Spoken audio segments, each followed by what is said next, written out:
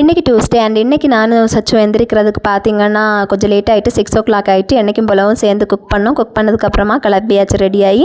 So இன்றைக்கி கிளம்பும்போது ஒரே மழை. ஸோ சச்சு பார்த்திங்கன்னா என்ன காரில் காலேஜ் பஸ் பக்கத்தில் ட்ராப் பண்ணியிருந்தாங்க. அண்டு மார்னிங் இந்த கிளைமேட்டில் காரில் சேர்ந்து பேசிட்டு போகிறது ரொம்ப ஜாலியாக தான் இருந்துச்சு. அண்ட் இதுதான் என்னோடய அவுட்ஃபிட் அண்டு பிடிச்சிருக்கா அப்படின்ட்டு கமெண்டில் சொல்லுங்கள். அண்ட் இன்றைக்கி ஈவினிங் பார்த்திங்கன்னா காலேஜ் பஸ் கிடையாது. ஸோ காலேஜ்லேருந்து கிளம்பி குளச்சல் போய் குளச்சல்லேருந்து மார்த்தாண்டம் போய் மார்த்தாண்டத்துலேருந்து பார்த்திங்கன்னா ஊருக்கு வர்ற பஸ்ஸில் வந்து இறங்கியாச்சு. சச்சு வரதுக்கு 10 minutes ஆகும் அப்படின்னு சொல்லியிருந்தாங்க. எனக்கு நடக்கிறதுக்கு கஷ்டமாக இருந்து டயர்டாக இருந்துச்சு. ஸோ நான் பார்த்திங்கன்னா பக்கத்து பேக்கரியில் ஏறி ஜூஸும் கேக்கும் எல்லாம் சாப்பிட்டுட்டேன். இன்றைக்கி என்னமோ தெரில ரொம்ப டயர்டாக இருந்துச்சு. அண்ட் அதுக்கப்புறம் அப்படியே வெயிட் பண்ணிகிட்டு இருக்கும்போது சச்சு வந்தாச்சு. ஸோ சச்சு கூட ஏறி பைக்கில் வீட்டுக்கு போயிட்டேன். அண்ட் இன்றைக்கி வீடு வந்து சேரும்போது பார்த்திங்கன்னா கிட்டத்தட்ட 7:20 ஆயிடுச்சு. ஸோ இன்றைக்கி இந்த மாதிரி தான் ஆகுது. அதுக்கப்புறம் பார்த்திங்கன்னா பாப்பா கூட கொஞ்சம் டைம் ஸ்பெண்ட் பண்ணேன். பாப்பா பார்த்திங்கன்னா இப்போல்லாம் இந்த க்ரோம் புக் தான் ஃபுல்லாக யூஸ் பண்ணிகிட்ருக்காங்க. டிவி பார்க்குறதே கிடையாது, மொபைலும் யூஸ் பண்ண மாட்டாங்க, கம்ப்ளீட்டாக இது தான். அண்ட் அதுக்கப்புறம் நாங்கள் கொஞ்சம் நேரம் 3 பேரும் பேசிகிட்டு இருந்தோம். எங்களுக்கு இன்றைக்கி டே எப்படி போச்சுன்ட்டு 3 பேரும் ஷேர் பண்ணிகிட்டு இருந்தோம்.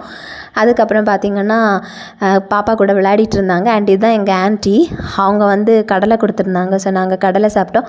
அதுக்கப்புறம் என்னோடய குட்டி பாப்பாவும் சச்சும் ஒரே விளையாட்டு தான், அடிபிடிச்சு விளையாடிட்டே இருந்தாங்க. அதுக்கப்புறம் பார்த்திங்கன்னா ஒரே என்ஜாய் பண்ணிகிட்டு இருந்தாங்க. அதை நானும் பார்த்து ரசிச்சுட்டு இருந்தேன். அண்ட் பாப்பாவுக்கு பார்த்திங்கன்னா எல்லா புக்ஸும் கொடுத்து விட சொல்லியிருந்தாங்க, கொடுத்து விட்டேன். அண்ட் எல்லாமே ஸ்கூலில் வாங்கி வச்சுருந்தாங்க. ஸோ பேசிக்கான விஷயங்கள் நான் அவங்களுக்கு டீச் பண்ணியிருந்தேன். அதுக்கப்புறம் எனக்கு ரொம்ப சளியாக இருந்துச்சு. ஸோ ஓகே கொஞ்சம் ஸ்டீம் பிடிக்கலாம் அப்படின்ட்டு கெட்டிலில் தண்ணி சூடு பண்ணி அண்ட் அதில் பார்த்திங்கன்னா நான் வந்து கொஞ்சம் டைகர் பாம் தான் ஆட் பண்ணேன். டைகர் பாம் ஆட் பண்ணி நான் வந்து நல்லா ஆவி பிடிச்சேன். அதுக்கப்புறம் எனக்கு கொஞ்சம் ரிலீஃபாக இருந்துச்சு.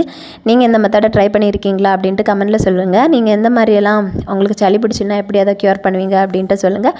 அதுக்கப்புறம் என்னோடய ஹவுஸ் ஹோல்டு ஒர்க்ஸ் எல்லாம் ஸ்டார்ட் பண்ணியிருந்தேன். அந்த ஹவுஸ் ஹோல்டு ஒர்க்ஸ் எல்லாம் முடிச்சதுக்கப்புறம் பார்த்திங்கன்னா எனக்கு வந்து 2 ப்ளவுஸ் கொடுக்கணும். ஆக்சுவலி அது வந்து தையல் மிஷினில் ஆரி ஒர்க் கேட்டிருந்தாங்க. ஸோ அதனால் அது என்னோடய ஒர்க்கை வந்து நான் ஸ்டார்ட் பண்ணியிருந்தேன். ஸோ இன்றைக்கி விலாக் அவ்வளோதான். பிடிச்சிருந்தா மறக்காமல் நம்மளோட சேனலை சப்ஸ்கிரைப் பண்ணுங்கள், லைக் பண்ணுங்கள், கமெண்ட் பண்ணுங்கள். பாய்.